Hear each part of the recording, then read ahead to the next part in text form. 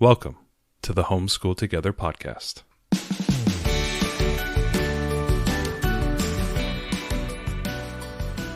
Where one working mom and a stay-at-home dad help you navigate the nuts and bolts of the growing and dynamic world of homeschooling. With a focus on early learners, like me. All the ins and outs of building and maintaining your homeschool life. Homeschool. Find out tips and tricks to make things like this easier. I'm reading. And ultimately, enjoy educating your kids. And what's that last thing? Have fun together. Did I do good, Daddy? Yeah, you did, sweetie. Good job. Hello and welcome to Homeschool Together. Thank you for joining us. If you have a chance, take this podcast, put it in an envelope, and mail it to your best friend who's thinking about homeschooling. That would help us out a lot. So today's part 3 of us, homeschooling as a family homeschooling, group homeschooling, all together. We've been talking about the last 2 weeks, some of the pros and cons, some strategies. Today we're talking about you, the parent, not the children. You should be on this podcast. The parents who are listening right now. What we can do as homeschoolers to engage with the material, to be part of the learning, and even, dare I say, do some learning for ourselves, to kind of go along with the process that your children are going through. This is something that we've been doing in the last year or so that we've really been enjoying. If you've been following our vlogs so long, you've been seeing us do certain recommendations. This has been something that we have been excited about for the last year or two now. Yeah, I think it's because for most of us as homeschool parents, we are lifelong learners. I think that a lot of folks who would consider themselves lifelong learners are the overlap between homeschoolers and lifelong learners is big. I mean, I think that we, a lot of us tend to really like to learn. And in the past, we really had just, obviously we were reading the picture books with our kids. We were watching the PBS clips on YouTube about the subjects and things like that. But we didn't actually seek out additional ways to learn more with our kids before. And I think that was something we were really missing out on, because I know that it's been a really enriching experience for us. And part of shopping for a curriculum, anyway, I don't know, just speaking for myself, but I'm sure that many of you feel the same way, is I look at curriculum, I'm like, ooh, I'd like to learn that. We should do that, because I would like to learn that.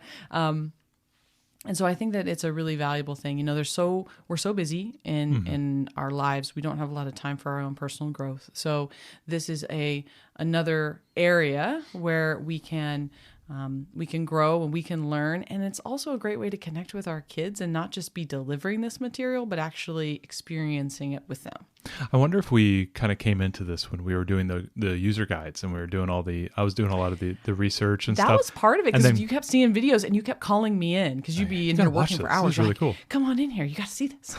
And then on top of that, I think we really enjoyed when we did our prehistory work, and we learned a lot there just personally, because there was a lot of you always mentioned there's a lot of stuff that you didn't feel you were taught in the past, and a lot of the timelines and a lot of the creatures. Half of the blossom and root prehistory. Yeah. I feel like I was Big Bang, and then fish crawl out of the primordial sea, and then dinosaurs, and then humans. And this was there was so much between there. And I think you're right. That really opened our eyes to wow, our educations were a little lacking. Well, it was kind of funny too, because as being, we're all very interested in learning. And when we get to something that our children are learning that we don't learn, it's extra super special, because it's wow, I'm learning right along with you.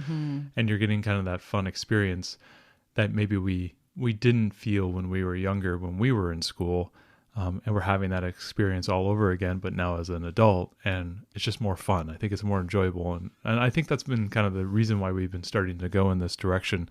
It also really shows our kids, that this is valuable, that their time is important. It's if my parents are spending time researching this too, well, it must be a pretty cool topic. It must be something interesting and worth putting time into. So I love demonstrating that lifelong learning, and hopefully that fosters more creativity and curiosity for our kids. Well, and that also enhances your ability to teach the material. If you are excited and, enriched through that process, your excitement can come through and actually motivate others. How many times have we seen somebody who's very passionate about something, and they're talking about it and talking about it. And you're like, well, that's kind of interesting. Well, because, they're very, informed, and it's very exciting, and you can kind of like come along with it, even though if that's something that's not really your jam, And like how many times have we been in, we call it a YouTube death spiral, where you get like a couple shorts and a couple of videos recommended to you, and it's like all of a sudden you're like, hey, you know what? I think I can be a leather worker. I think I can do this.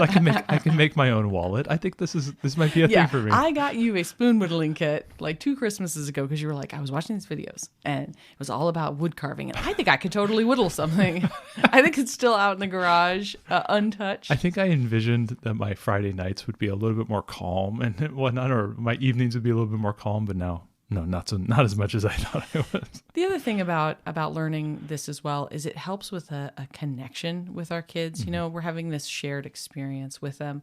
And especially if we pair this with a field trip or something, then it's like, oh, this is something I learned about and they learned about. And, you're kind of all going through that together. So I think the bonds that are formed by putting a little bit of outside effort into learning this with our kids, it enriches us and it also enriches them. Now, sometimes there are... acknowledging these challenges, like when our children are trying to learn and we're trying to learn, if you're struggling through some material, you sort of have like a connection as well. Oh, that's true. With that, and I've kind of this is tough. I'm going through my school start right now, and you've been doing it as well, and you start to feel like, wow, learning stuff is hard. Yeah, it does give us a better appreciation too for what our kids are going through. Yeah, because like so many times in those first few years, I'm like, come on, kid. It's reading. It's easy. Everybody does it. And you're just like, no, this is a very complicated thing that they're doing. And it's hard for us to appreciate how difficult it is to learn at this really young age. Because, once you get mature enough and you have enough tools and understanding, learning stuff, it's not saying that you can learn everything, but, learning becomes just a process that you just employ. But for these kids, a lot of times they're still learning how to do the process. And they don't have the skills there, and I think we take that for granted sometimes. And I know I have taken that for granted. As like this, some of these things are really difficult, and it's only always going to ever be difficult because, engaging with thinking and learning and whatnot, and understanding and reasoning and critical thinking skills is a tough process to do, even if you're an adult. And if you're just starting to learn those skills, I think we need to give a little bit of space and stuff for the kids. So. Those are kind of like a little bit of the preamble why I think engaging in the material is important. So let's talk a little bit about how parents can engage alongside their children in whatever topic or theme that you're going through. So the first thing that is the easiest and I think the most straightforward is just finding books. So if you're doing a history, on the last episode, we referenced that history book by book that Emily Cook from Build Your Library put together. And that is a great website to go to. And that's where I started going to when our kids were studying ancient Egypt. I found a really great book that I read about the queen in Egypt, Hatshepsut. Hatshepsut. Yeah. Hatshepsut. We're saying this wrong. Yeah. Anyway, that was fascinating. So finding a book or an audiobook even that is something that you're interested in, that whether it's a biography or just an adult level, that was a fantastic book. You can also go visit your local library, talk to your librarian. Hey, my kids are studying this. Do you have a recommendation for a book about XYZ? Using the Libby app as well as a great place. You can get, if you can't get the physical book, but you're more of a digital book reader, you can check out ebooks as well through your library system and the audiobooks too. I found those to be very, very, very helpful, especially when I'm trying to learn things that my kids are learning, or even just getting books that maybe, we can't get to, but that maybe I can read and enjoy and learn from. That's just another way to go as well. We've talked about building lists of things. You can also find books and curated lists on Goodreads.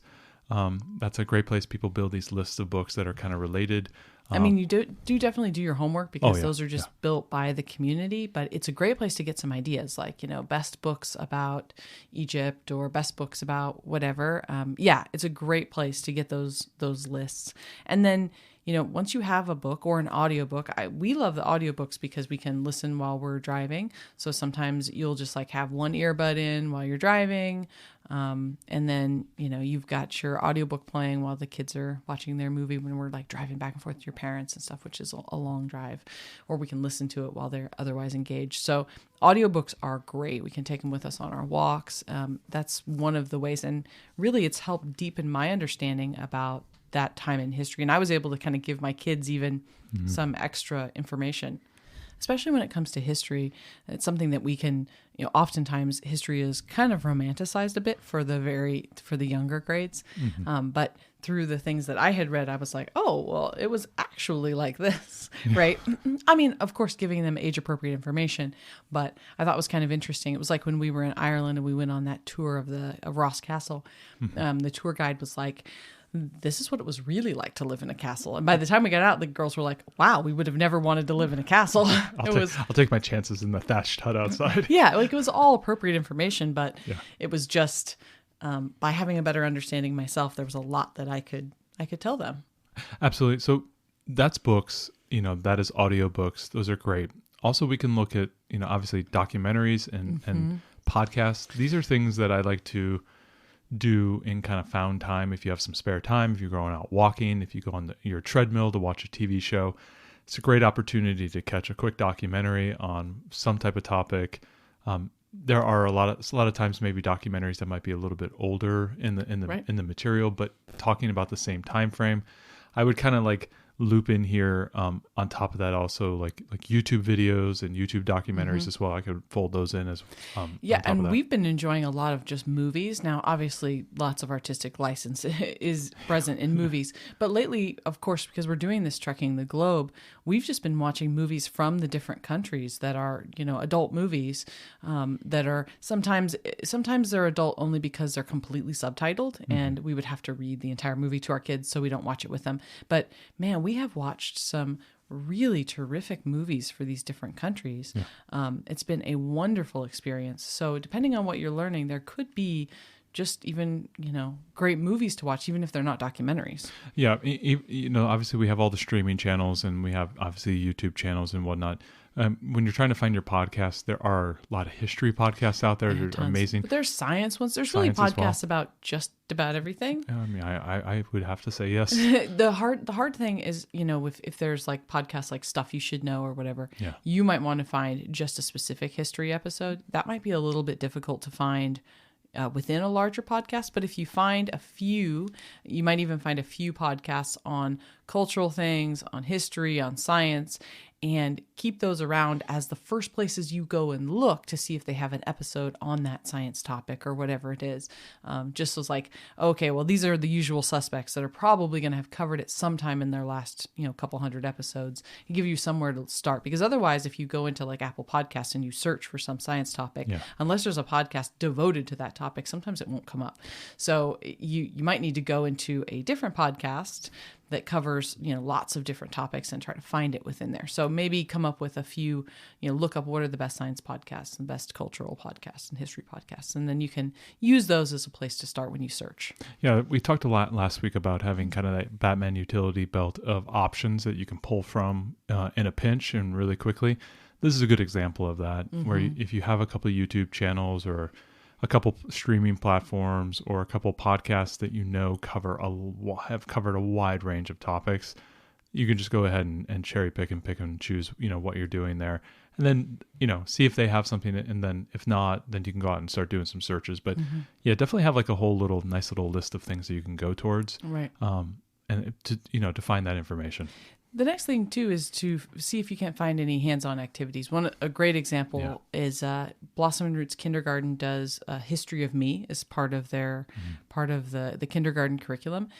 Obviously, you can go through the little bit of history with your kids, but then you could spend some more time doing your own genealogy and see where you can map to. We did some really fun mapping online, and we found all kinds of cool things. So there can be some neat things that you could do yourself, like when you're with your own genealogy, or maybe it's a science thing and that science experiment is too advanced for your kid, but you want to see what happens with that. I mean, there's lots of things that we can do ourselves that could make, could do some very cool crafts. There's just lots of things if you have time for that sort of thing. And if you like to be hands-on, I think there's things you could do. Kind of folding in with that is maybe using a hobby you're already into. If you are into knitting or crocheting or stitch work or something, maybe you could make something that's related to the theme. Yeah, you sculpt or whatnot. Yeah, just think outside the box on what you're doing, and maybe like leverage your own interests into that theme.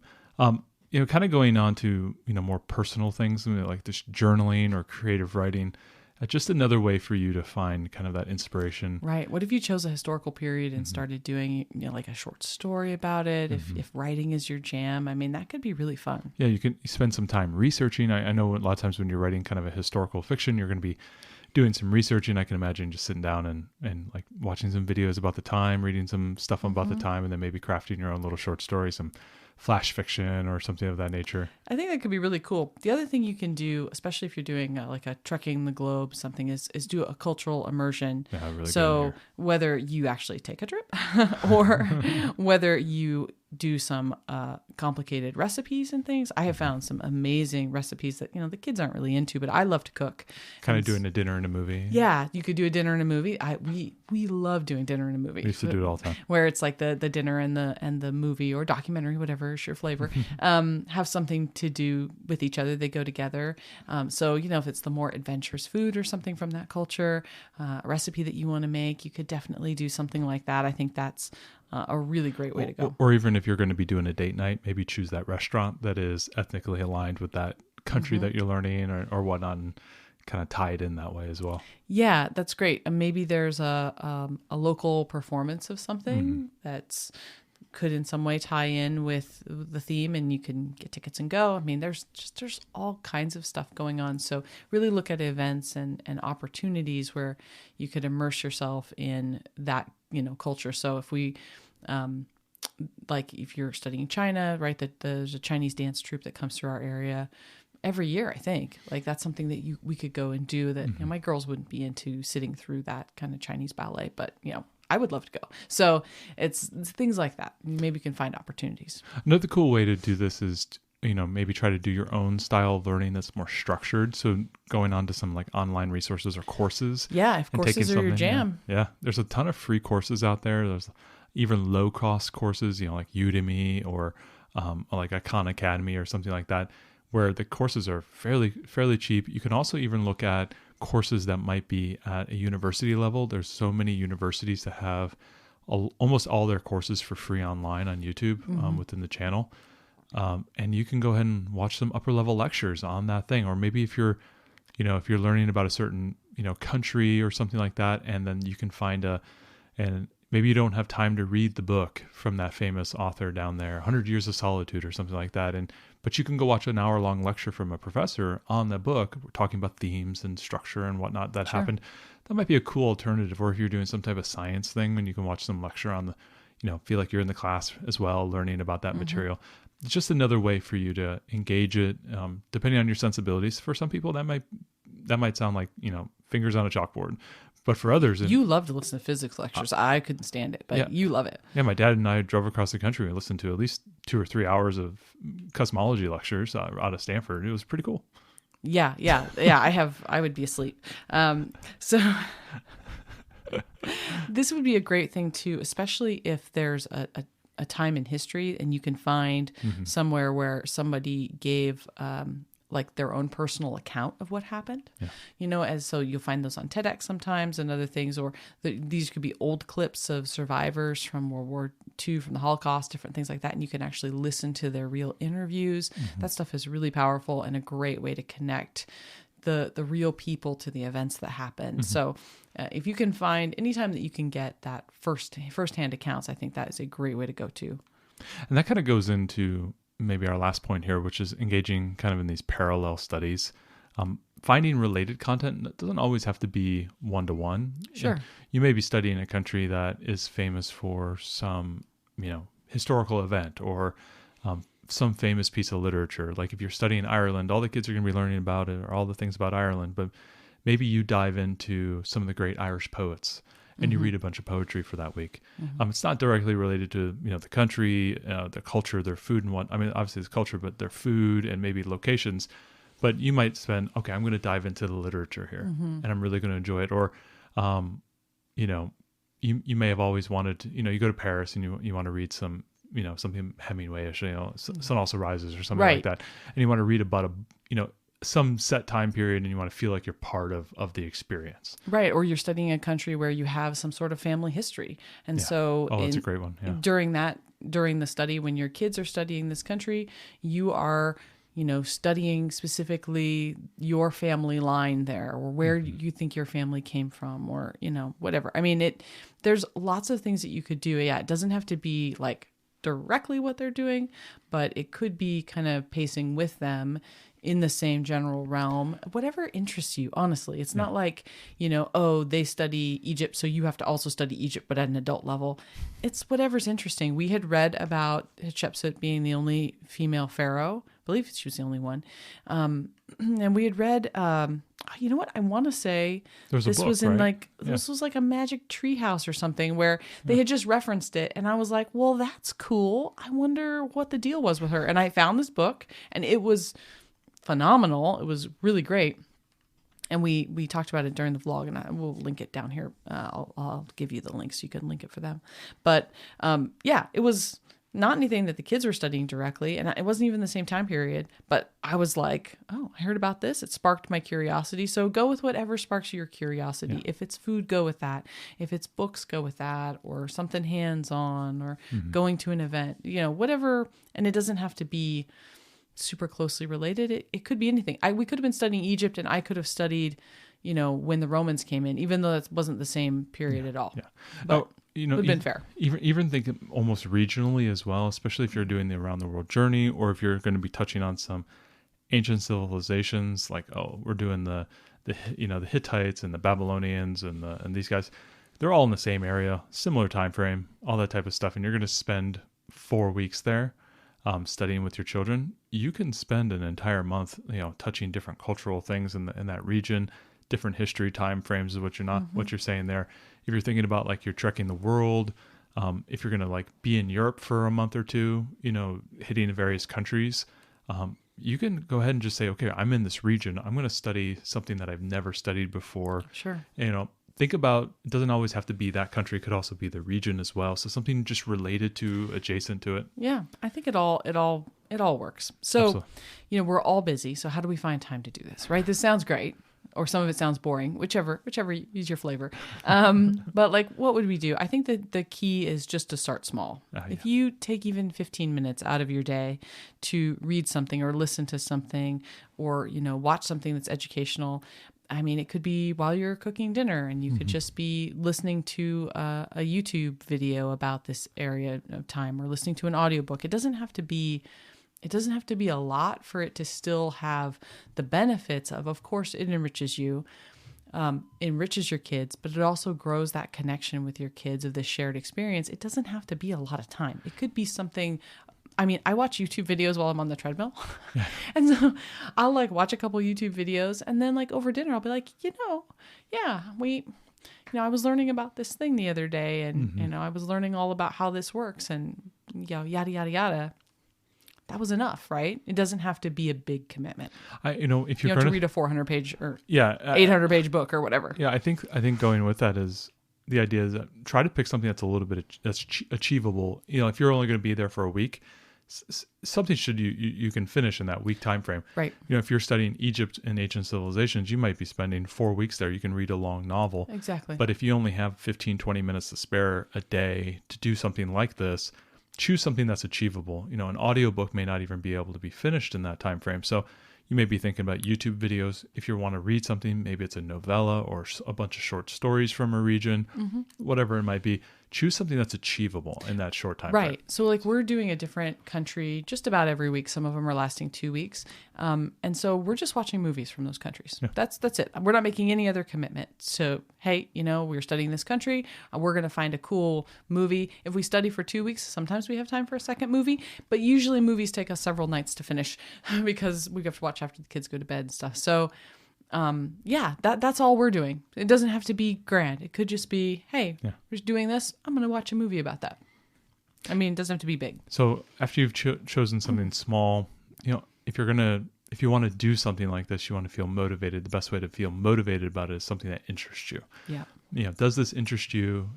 Because if it interests you, you're willing to prioritize it. You're willing to remember to put the earbuds in while you're driving to work or something of that nature. You want to stay with it. You want to go for that walk. Good. You put the earbuds in, or even if you guys are doing something together, right? You got the AirPods, Ariel, you put in the AirPod on the right ear and I'll put it on my left ear and we can listen to the same thing at the same time. We have gone for many a walk doing that because, or I'll just play it in my car while I'm driving on my system, my Apple CarPlay or whatever. And I can listen as we go. And the other thing is, once you've chosen something that is interesting to you, then share it. Yeah. I talked about sharing at the dinner table. I actually shared a lot with you. Yeah. As I was reading through that book, the Hatshepsut book's the one that really stands out to me. So I hate to bring it up again and again and again, but it really did stand out to me. And I kept looking over and you going, you would not believe this. I was like, do you know how many parasites did they have? Oh my gosh. But whatever you learn, the parts that are appropriate, share with your kids because that helps get that benefit of them seeing you do the learning, right? They didn't see me read that book because I read it at night after they went to bed. But because I did share some of the things that I learned that were appropriate to share with them, they still knew, oh, hey, mom's doing this too. And that was pretty cool. So share what you learn. I think is a big piece. And then the final part is if you're doing all this stuff, try to leverage it for your found time. Like if you're doing dishes, if you have kind of like a laundry thing at the end of the day, if you got to go and mow the lawn, you got to go do whatever. These are great times for you to get big chunks of enjoyment, listening, watching, whatever it might be. You can use that found time to do this type of activity to kind of like stack what you're already doing that might be mundane tasks that you're kind of bored doing.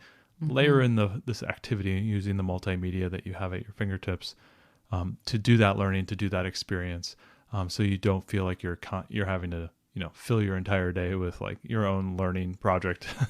You already got enough going on. You're doing the education, you're doing the planning, you're doing the homeschool, you're doing the home, making dinners, running the kids all around. There's a million things. If we can do a little bit of found time during kind of mundane tasks, I think that would be your best bet too, for busy parents. I think so too. So hopefully this was helpful, to encourage you to embrace the inner lifelong learner that you've got inside. And this concludes our series on family learning. So we talked about the benefits of learning as a family, how to adapt things for kids, and now how to include you as well. So I hope this series was helpful to everybody. So let us know. Come on to the Facebook group. How do you learn as a family? How do you get time for yourself to learn the things that you're interested in? I'm really curious to hear what resources you turn to learn for yourself or to adapt for your kids or whatever. So hit us up on the Facebook group. I'd love to get a discussion going there. Thanks so much for joining us today and making us a part of your homeschool journey. Please engage with us on social media.